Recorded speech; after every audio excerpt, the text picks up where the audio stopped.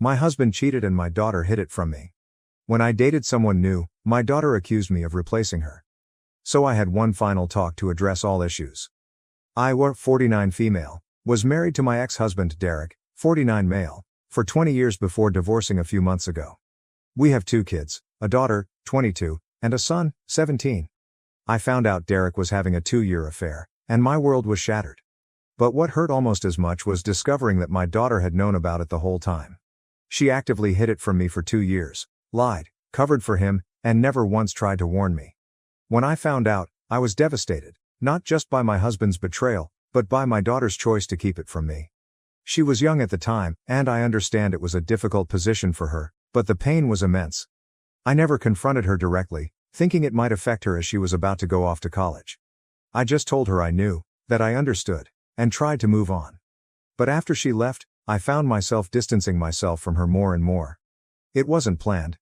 I just needed space to heal, and that meant not calling her as often or reaching out as much.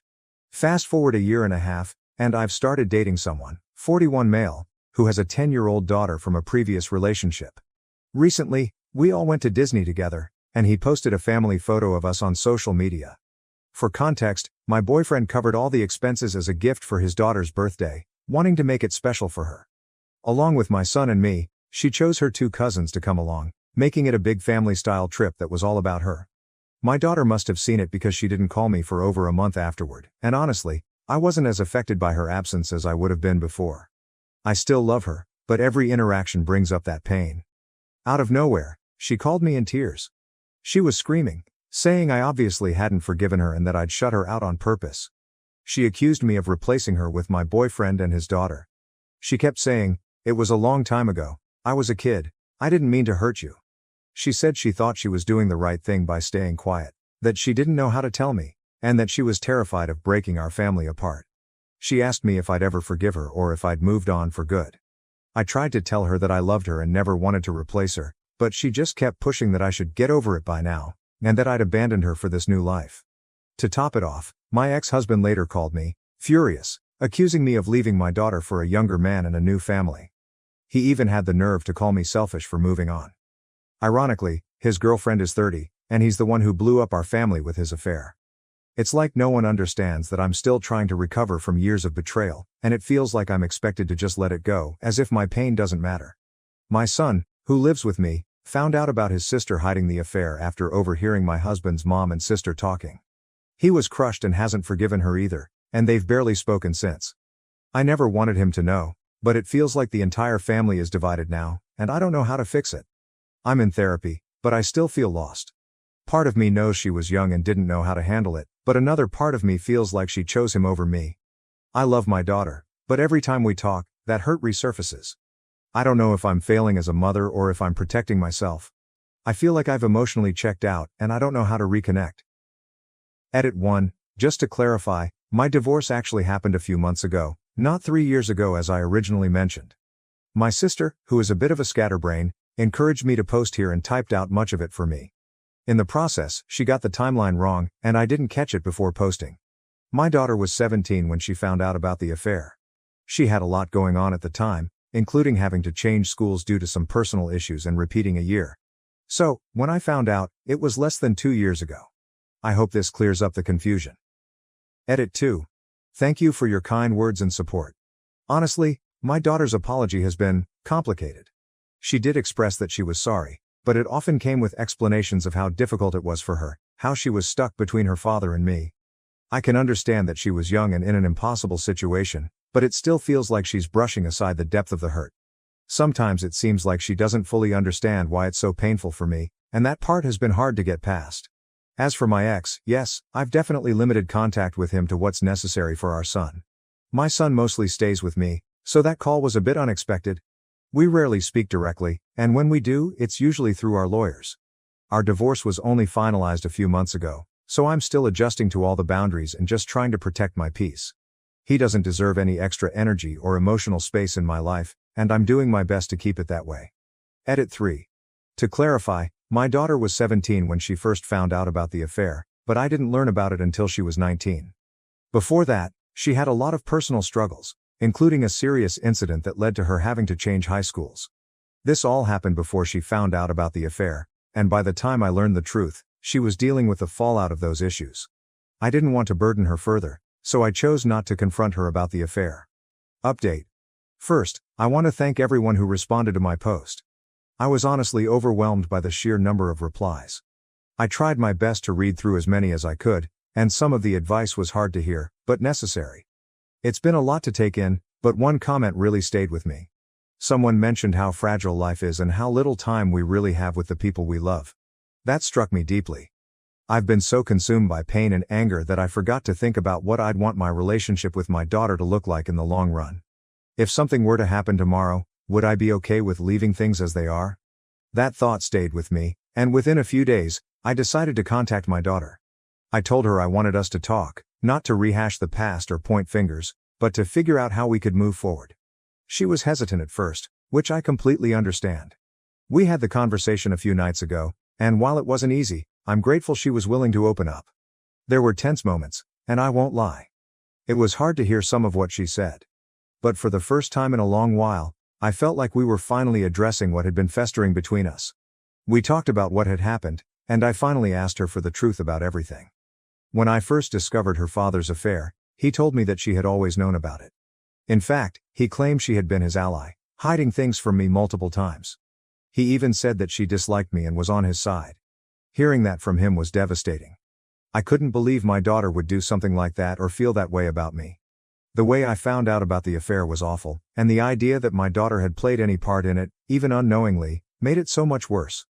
At first, she was very reluctant to talk about it, but eventually, she opened up and started sharing everything, including what led up to her actions.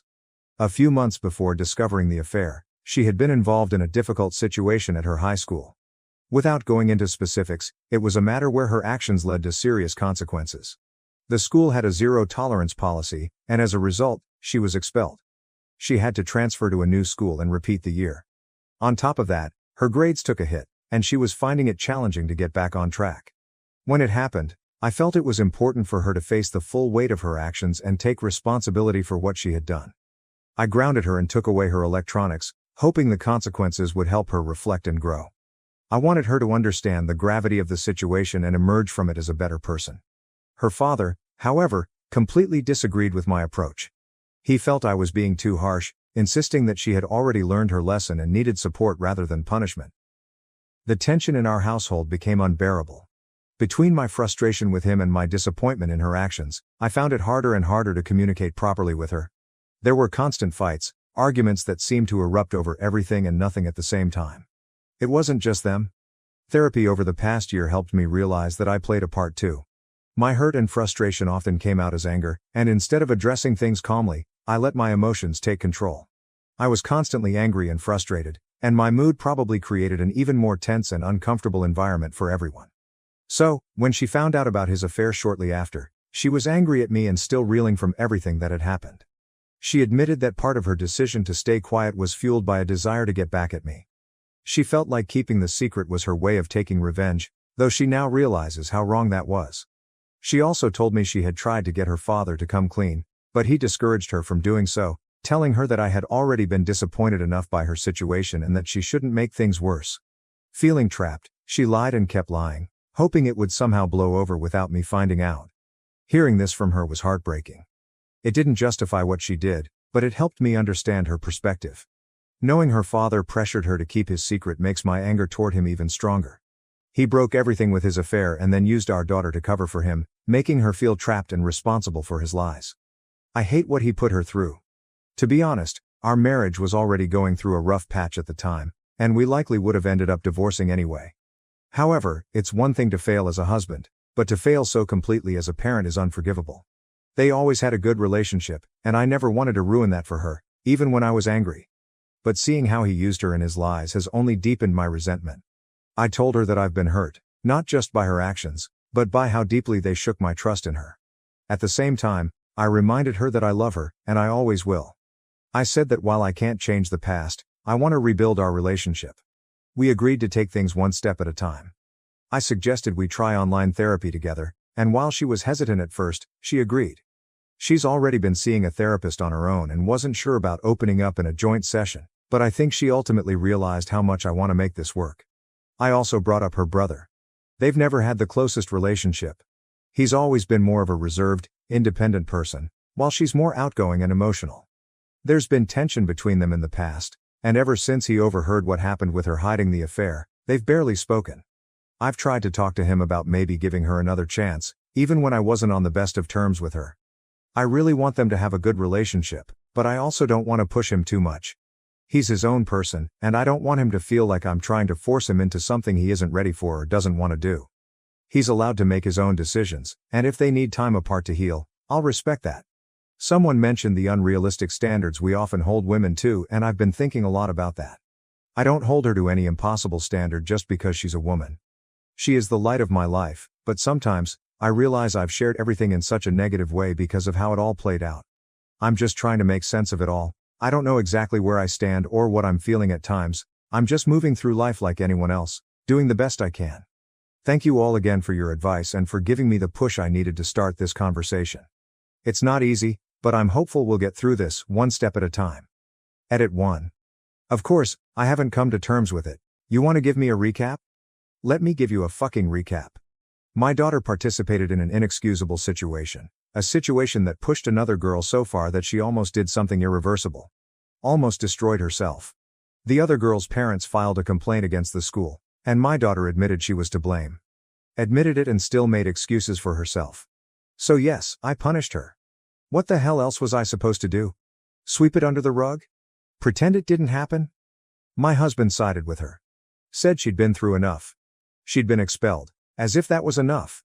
She threw tantrums, acted like a victim, and kept saying she'd learned her lesson. I did everything a parent is supposed to do. I tried to be the best possible mother I could in that situation. Then, I found out my husband was cheating on me. Not just cheating in the most gut-wrenching, humiliating way possible. And what did he say when I confronted him? That my daughter had known all along. That she'd helped him keep his secret. And on top of that, he told me she didn't even like me. You want to talk about poison? That's poison. Hearing that from someone you love. Knowing your own child had sided against you in something so vile. But even then, I didn't scream at her. I didn't lash out. I distanced myself, yes, but only because I didn't want to cause more damage. Was I supposed to act like everything was okay? Was I supposed to just hug her and pretend none of this had happened? Everything was not okay. But I'm trying now. I'm trying my level best to fix this situation. My son doesn't want me to. He thinks she's toxic and tells me to stay away from her. But I told him no, she's my daughter, and I'm going to try. And yet here you all are, passing your random judgments. Like I haven't been breaking my back trying to hold this family together. I didn't ask for your judgment. I was giving an update, but fine, screw you. Edit 2. Honestly, I'm coming to terms with it. They have a decent age gap, and their personalities are very different, which often causes friction. Even before her concealment of the affair came to light, they weren't close. There are several reasons for it, and I don't want to paint anyone in a bad light, but it's been like this for some time now. Right now, I'm trying to let my son be his own person and respect his feelings. I don't want to pressure him into prioritizing this relationship. I've also put him in therapy to help him process everything. He's a bit apathetic about the situation, not towards me, but towards his sister. He just doesn't care anymore, which in some ways feels worse. But this is where things stand for now, and we don't know what might happen in the future. I'm learning to take it one day at a time. Story 2. AITA for taking away my daughter's room. My daughter Stacy, 15, has one of the 2 rooms in my house with an ensuite bathroom. It's a largish room with a nice bay window, obviously very nice. I've recently become engaged to my girlfriend of 3 years, Alice, 33F, and her landlord has recently hiked her rent, so we're planning to have her move in with me. She has some kids. She has 2 daughters, 13 and 10, and 2 sons, 11 and 9. She is also pregnant, with our daughter due in about 5 months. I've made it absolutely clear to my daughter, as a condition of getting her approval on moving my girlfriend in, that she is allowed to keep her room, and she is also allowed to have a full lock on her door. For what it's worth, I also got my son's 24 blessing to give away his old room, although that's more of a moot point, as he lives with his own girlfriend now. My daughter plans to go to school locally, and I have told her in no uncertain terms that she's welcome to live at home for the rest of my life, and after that, she can inherit the house. I bought the house with her mother and paid it off in large part with her mother's life insurance 10 years ago, so it only seems fair. She says she's alright as long as she has her room and her bathroom and she's allowed to put a lock on her door. She has a toaster oven and a mini fridge in there, so I guess she's pretty well set up. Stacy will be giving up a room that she's currently using as a studio or project space. She does art, videos, and voiceovers, etc., so even her larger room will become a bit more cramped, and she'll definitely need the extra space she has. There will be a bedroom for Alice's girls, Stacy's old project room, and Alice's boys will be getting my son's old room. I'm going to be putting in a finished nursery bedroom in the basement for our new daughter. Alice thinks that this is unfair. She thinks it was wrong of me to make the decision without her, and she also thinks that she should move her two daughters into Stacy's room, and that Stacy should have to move to the smaller room that they'll be getting. The two of them already share a smaller room than the one I'm moving them into as it is, so they are getting an upgrade regardless. Alice thinks that it's not fair for Stacy to have a bathroom all to herself and that there won't be enough bathrooms for everyone else. She also disapproves of Stacy being able to lock everyone out. There were other smaller things she didn't like that I agreed to with Stacy, like the fact that she is to be paid for any babysitting, or the fact that my older car, her mom's old car, is hers when she gets her driver's license. We'll have our own bathroom in the master bedroom, and the house has 3 other bathrooms besides, one on each floor, one near what will be her girls' room, one not far from what will be the boys' room, and one that will basically be directly next to the new finished room. I told Alice that my deal with Stacy is non-negotiable. Set in stone, and that it's literally a condition of her even moving in. Alice is upset that Stacy and I both have spaces completely dedicated to ourselves. I have my office, which I need because I work from home and have projects besides, and there aren't a whole lot of other spaces to put people. I told her she can pretty much do what she wants in the living room, but that it is what it is, and there's pretty much nothing to be done about it. A bigger house is not an option unless Alice is going to start making a hell of a lot more money and buy her own bigger house. It's already a pretty big house, and housing is expensive. I told her that she's already getting a break by my only expecting her to contribute 15% or 20% to household bills. If we were doing it proportionately, it would be more like 25% to 30%. We keep separate finances, and we've agreed to a prenup. Alice just seems upset that I won't change the setup even though there's no real way to change it, and she's accused me of treating Stacy like a spoiled little princess, and letting her be queen of the house. Frankly, my daughter comes first.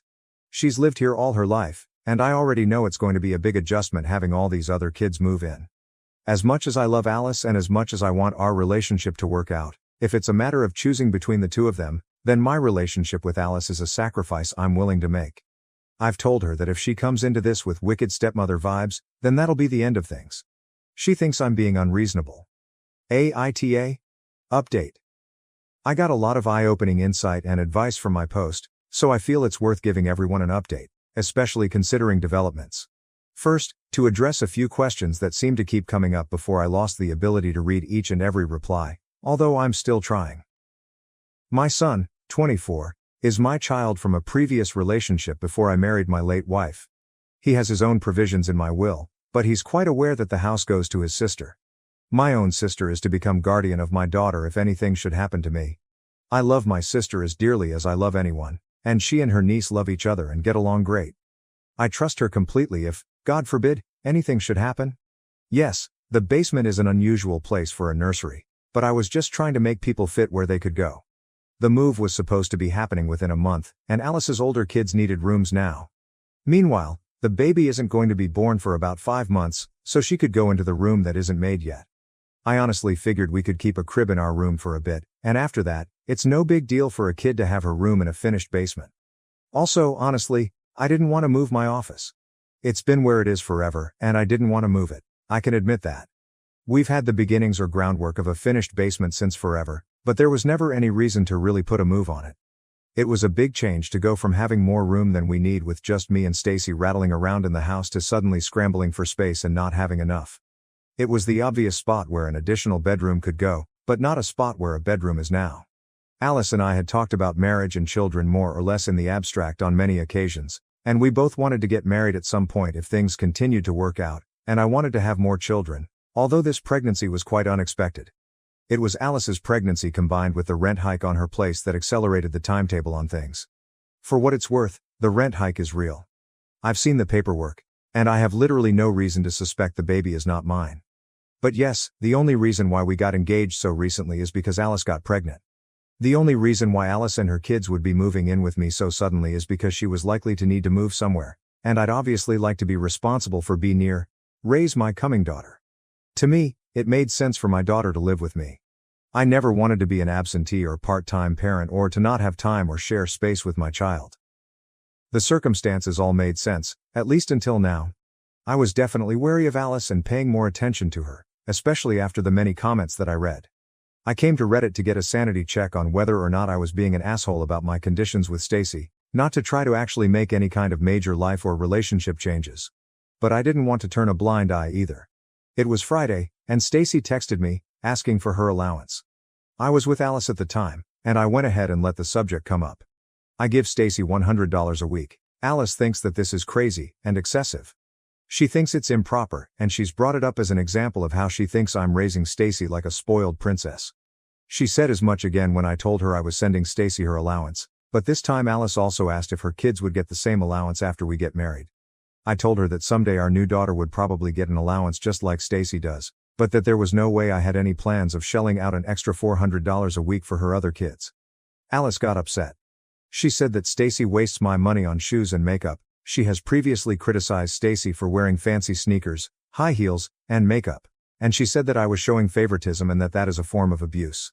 She complained about me letting Stacy buy things with my credit card and store my credit card on her phone when I don't even let Alice do that. She said that whatever money was going to go to the kids should be split evenly amongst them. When I shrugged and told her that wasn't going to happen and that I wasn't going to cut Stacy's allowance, she snapped at me and said that a man living alone with his daughter and doting on her like I do is creepy and incestuous. And she said, "You've just replaced your dead wife with your daughter, and you need to stop." That was it. Sure, I've ignored a lot of red flags up until now, but that was it. She started trying to tell me about how it's unhealthy for me to be so close with Stacy and how she didn't want her kids to be neglected, and how she wanted to be treated as an equal if we were getting married. But I interrupted her and told her that I don't think we should be getting married. I told her that I don't want her moving in and that we were going to need to work something else out. To be perfectly honest, my sister, my brother, and some of my friends have expressed some of the same misgivings about Alice that I've read, although they were generally a lot more gentle about it. I was in love with her. In fact, I'm still in love with her, and I wasn't seeing things clearly. I told her that I would always and definitely make sure that our child had a roof over her head, but that she was going to have to work something out for herself and her kids on her own. Obviously, we had a huge fight. She screamed at me. She called me a heartless bastard. She blamed Stacy for trying to sabotage our relationship. She guilt-tripped me about her cost of living and how I'm in an empty house all by myself. She also guilt-tripped me about the stress on the baby, and I actually do feel bad and worry about that. She eventually broke down crying and told me to leave. In the past 10 years, this was the first relationship with a woman I've had that became serious. I love her, and this hurts. It hurts a hell of a lot. I told Stacy that she didn't have to bother moving her stuff out of the other room, that Alice wasn't coming, and we hugged. She asked if this was her fault, and I told her no. I told her I honestly feel like marrying Alice would have been a mistake even if the two of them could have been best buddies. I always wanted to have a few more kids, and I've missed having a wife, but things don't always happen the way we want. So I'm pretty sure my relationship with Alice is effectively over, even if we're going to be raising a child together for the foreseeable future. My new daughter can have my son's old room whenever we work out whatever custody agreement we end up working out. I'm not sorry to be having another kid, even if I really wish the circumstances could be better. The red flags were always there. I guess it's better that I noticed them now instead of even later.